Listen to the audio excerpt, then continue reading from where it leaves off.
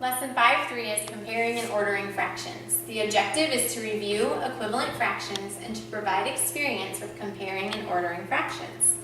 So we're going to take a look at 3 different examples of how to put fractions in order from least to greatest. In the first problem, we have fractions with common denominators. They all have the denominator of 8. So if you think about a pizza that's cut into 8 pieces, we want to figure out which one of these fractions would be the greatest. Now 3/8 pieces. Okay, so if I have my 8 pieces and I have 3, that would be less than if I had 5/8. My next fraction would be 6/8, and then finally 8/8, which is the same as 1 whole. In the next problem, I have different denominators, but the same numerator. So this time I'm dealing with different sizes. So if I need to figure out which is bigger, 2/5 or 2/12, I could draw my pizza again, this time with 12 pieces.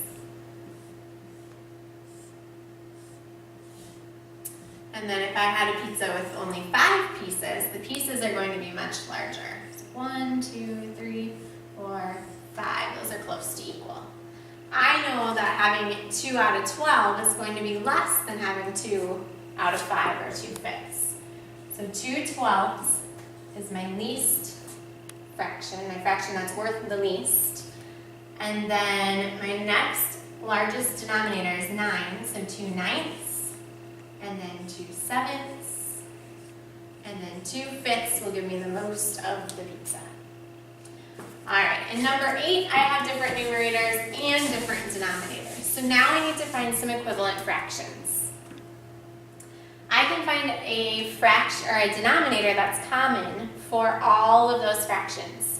So I know if I use the denominator of 12, then I can find I'll have a common denominator and can compare my numerators. So I'm going to put 12 underneath of each of these for my denominator. Now, when you multiply to get up to 12, you're multiplying 3 times 4. So whatever you do to the denominator, you need to do to the numerator. So 4 times 3 is 12, 4 times 2 is 8. To go from 4 to 12, I'm multiplying by 3. So 1 times 3 is 3. Again, multiplying by 4. So now I have 4/12. And then 3/4 I would multiply by 3, so I have 9/12. So if I take a look at my fractions that I have now, I'll erase some of those extra numbers, I can easily see that 3/12 is the smallest, and remember that one went with 1/4, so I want to write my original fraction down. And then 4/12, which was 1/3, 8/12, which was 2/3, and 9/12, which is 3/4, 3/4.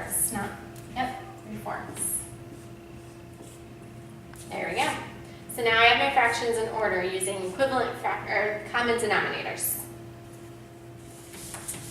Alright, let's take a look at something else we can do with fractions. We can use a fraction stick to help us find equivalent fractions. So we're going to take a look at an example here so that you understand how to use the fraction stick. If I find 2/3, so here are my thirds, if I look at 1/3 and then 2/3, I can figure out how many 6 that would be equal to. So if I come down to my 6, I can see that they're going to be equal, but it takes 1, 2, 3, 4, 6 to equal 2/3. 2/3 is how many 9ths?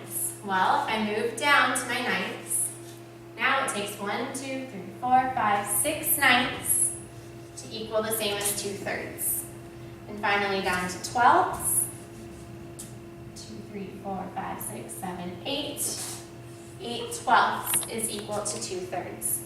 So those are equivalent fractions. They're the same size. And there's another way that we can take a look at those as well. We can look at adding fractions together using those same fraction sticks.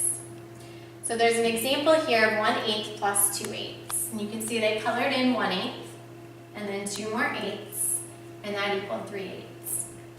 Okay, let's take another look at adding fractions with common denominators.